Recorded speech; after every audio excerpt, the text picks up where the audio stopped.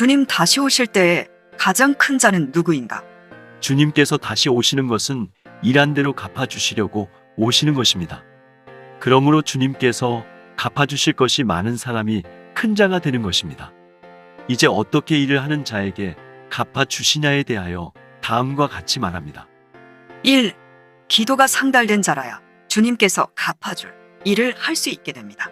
도덕적으로 아무리 남을 많이 구제하고 도와주고 교회 일에 수고를 했다 하더라도 그 기도가 상달되지 못한 자라면 다 무효가 되고 맙니다.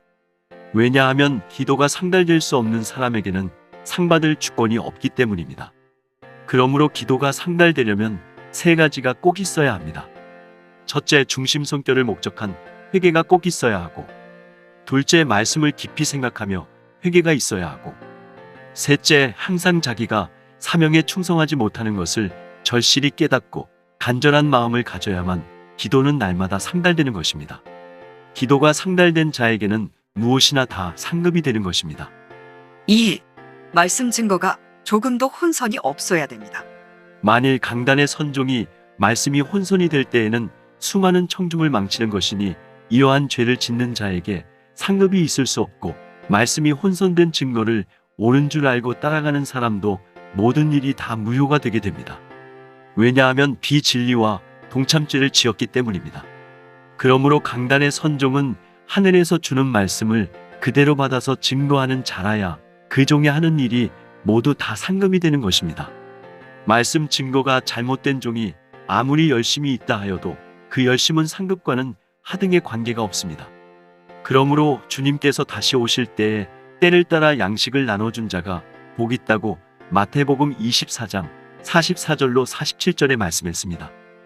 이러므로 너희도 예비하고 있으라. 생각지 않은 때에 인자가 오리라. 충성되고 지혜 있는 종이 되어 주인에게 그 집 사람들을 맡아 때를 따라 양식을 나눠줄 자가 누구뇨? 주인이 올 때에 그 종이 이렇게 하는 것을 보면 그 종이 복이 있으리로다. 가장 큰 일은 무슨 일보다도 진리를 바로 증거하는 일입니다. 아무리 이적을 행했다 하더라도 불법의 사람이 되면 아무것도 받을 수가 없습니다. 3. 참는 일이 있어야 됩니다. 하나님께서 택한 종에게 날마다 십자가를 지게 하는 것은 그 종에게 가장 큰 상급을 주기 위한 방법입니다. 큰 상이라는 것은 참았다는 조건에서 받게 됩니다. 그러므로 하나님께서 사랑하는 종에게는 남보다도 억울함을 많이 당하게 하시는 것입니다. 4. 지극히 적은 일에 충성해야 됩니다. 주님 오실 때에 가장 큰 자가 되려면 영웅심을 가지지 말고 항상 시간을 아껴서 적은 일에 충성을 다하면 됩니다. 하나님께서는 이러한 자에게 큰 일을 할 수 있는 은혜를 더 나리는 동시에 큰 일을 하도록끔 길러서 쓰시는 것입니다.